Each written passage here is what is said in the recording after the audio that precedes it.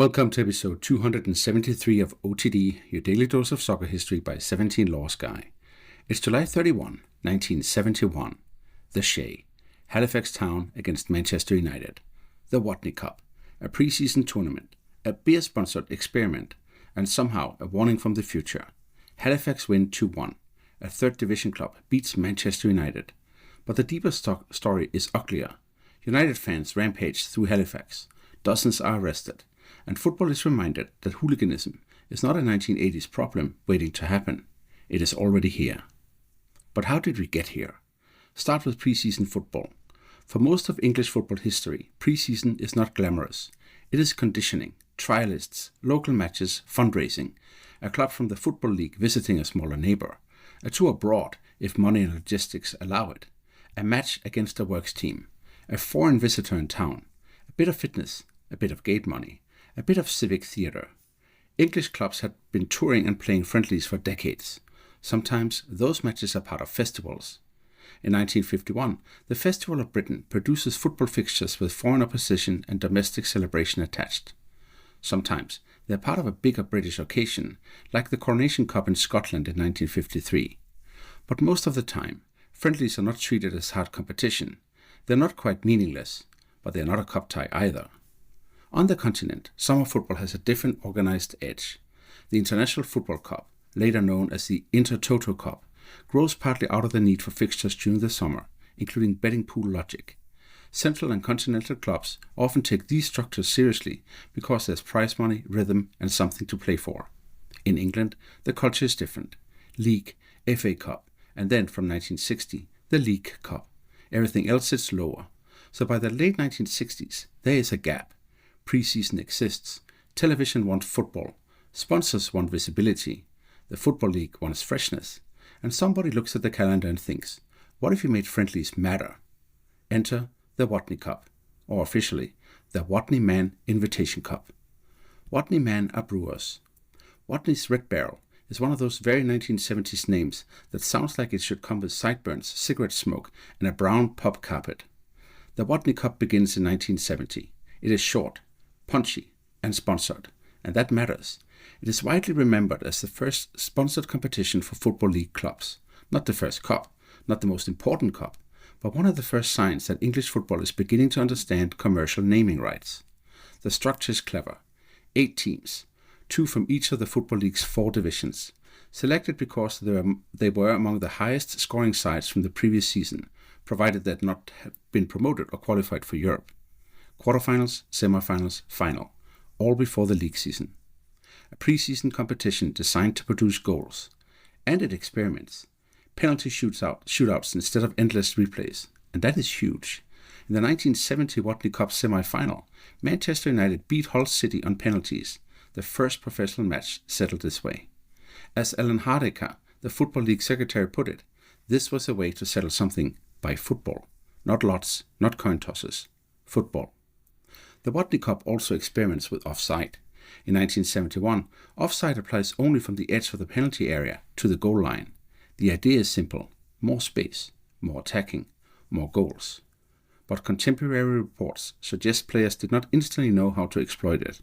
In the Halifax match, the experimental offside rule made very little difference. Both sides mostly attacked and defended in familiar lines. In other Watney games, forwards were almost reluctant to stand in places where the old law would have made them offside. Footballers are creatures of habit too. Now the 1971 field. Manchester United, West Bromwich Albion, Carlisle United, Luton Town, Halifax Town, Wrexham, Colchester United, and Crewe Alexandria. A beautifully strange mix. And then look at today's opponents. Halifax Town, 3rd Division, the Shaman, a proud, hard-working Yorkshire club, good enough to be here because they had scored goals the previous season, but not a glamour club, not a national monster, not Manchester United. And United? Well, they're still Manchester United. George Best, Bobby Charlton, Dennis Law, European champions only 3 years earlier. But the shine is cracking. We talked about that in episode 75. Busby steps away in 1969. Wilf McGuinness struggles. Busby comes back temporarily. And then Frank O'Farrell arrives in 1971. The succession after Busby is not a smooth handover. It's an identity problem. United are famous, emotional, brilliant in pieces, but no longer structurally secure. The old operating system is gone, and we know where the road leads. By 1974, Dennis Law's backheel against United gives relegation its unforgettable face. We covered that in episode 178. So July 1971 sits right inside the post-Busby slide. Not the bottom yet, but the floor is no longer as far away as United think. Now the match. Almost 20,000 at the Shea. Halifax are ready. United are not. 3rd minute. Bill Atkins scores. Halifax 1, Manchester United 0. The Giant is awake now, or should be. 24th minute. United get a penalty. Willie Morgan takes it. Alex Smith saves. That is the kind of moment that tells the crowd this might not be a normal afternoon. 2 minutes later, Halifax get a penalty of their own. Bob Wallace scores. Halifax 2, Manchester United 0. The Shea is alive. United have Best, Law and Charlton, but names do not defend for you. Names do not press for you. Names do not automatically win in July. United push. Bobby Charlton has chances. Best is still best in flashes. But Halifax are not overwhelmed. Only in the 82nd minute does George Best score from the penalty spot. Halifax 2, Manchester United 1. But it's too late. Final whistle, cup shock for Manchester United. Halifax have beaten the biggest name in English football. And the Watney Cup has exactly the story it wants. Small club, big club, goals, shock, and television-friendly drama. But the day is not remembered only for Halifax's football, because before, during and after the match, Manchester United followers bring another story to town. Halifax is only about 30 miles from Manchester. Some are said to have walked through the night, and they do not arrive like ordinary away supporters. They arrive like an invading force. Newspaper reports describe shop windows smashed, stores stormed, a bus stoned, flower beds trampled, the Shea Hotel near the ground forced to close after more than 100 supporters stormed in. A landlord describing them as behaving like animals. Early reports say 42 fans were arrested, and by Monday, the Daily Mirror reports 58 arrests and £1,500 worth of damage. The charges reported include theft, disorderly conduct, and possession of offensive weapons. And the language in the papers is not subtle. Soccer fans invade town like animals, and thugs declare war. And that second headline matters because the United supporters are not simply reacting to Halifax. Some are reportedly boasting that they will show the people who shut their ground.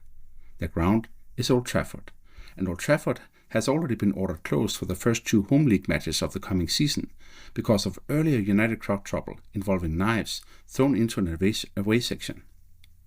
So United's first home matches of 1971-72 will be Arsenal at Anfield, and the second will be West Bromwich Albion at Stoke's Victoria Ground. Think about that. This is not 1985. This is not Heysel. This is not Operation Full-Time. This is 1971. Manchester United's ground is already being shot. Away towns are already being thrashed. Police are already dealing with offensive weapons. And the national game is still, mostly, hoping good sense will carry the day. 4 days later, the Halifax disturbances are raised in Parliament. The answer is almost painfully mild. The minister deplores the violence, says it has no place in sport, and says he relies on the good sense of the majority of football fans. That is not nothing, of course, but it's not a system, and that is the point. English football can see the problem, but it has not yet decided what to do about it. But so what? For Halifax, this is one of those club memories that survives because the opponent gives it weight. Halifax didn't win the Watney Cup. They lost 2-0 to West Brom in the semi-final. Colchester United went on to win the tournament, beating West Brom on penalties after a 4-4 final. But Halifax 2, Manchester 1 is still the headline. A third division team beating Best, Law and Charlton. A crowd of almost 20,000 at the Shea. Bill Atkins, Bob Wallace and Alex Smith saving Willie Morgan's penalty. It belongs in Halifax football folklore. The old Halifax town later disappeared, folding in 2008 under financial pressure, before the Phoenix Club, FC Halifax Town, began again and worked its way back up the pyramid. So the 1971 upset now sits as part of a vanished club's inheritance, carried forward by a new one. For Manchester United, it is another crack in the post-Busby picture. O'Farrell's United begin 1971-72 brightly enough, but the deeper institutional issue is not solved. United drift. Best becomes harder to manage. Charlton and Law are nearing the end. By 1974, The club is relegated. They come straight back in 1975. They win the FA Cup in 77, but the real long answer does not arrive until Alex Ferguson. So Halifax is not the cause of anything. It is a symptom. A famous club entering the 1970s without the structure that had made it great. The Watney Cup is a tiny tournament with a surprisingly large legacy. The competition itself lasts only 4 seasons, from 1970 to 73. Derby win it, Colchester win it, Bristol Rovers win it, and Stoke win it. Then it goes. But the ideas stay. Sponsorship stays. Penalty shootouts stay. Pre-season football as product stays. The offside experiment doesn't. It's one of those ideas that sounds thrilling in a committee room, then looks odd on grass. The shootout, though, changes football.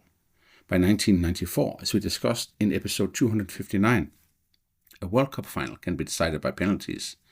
The Watney Cup is part of that road. Other experiments follow around this era. The Texaco Cup, the Anglo-Italian Cup, the Anglo-Scottish Cup. Competitions trying to give clubs fixtures, money, television, and novelty outside the core calendar. Some work briefly, most fade. Then Heysel changes everything. English clubs are banned from Europe. Domestic alternatives appear, but the old international cup ecology is damaged. And eventually, the Premier League era transforms pre-season altogether. Today, Premier League clubs fly across the world, United States, Asia, Australia, Middle East, small exhibition tournaments, global sponsors, streaming, data, merchandise, training loads. A friendly is no longer just a friendly, it is brand architecture.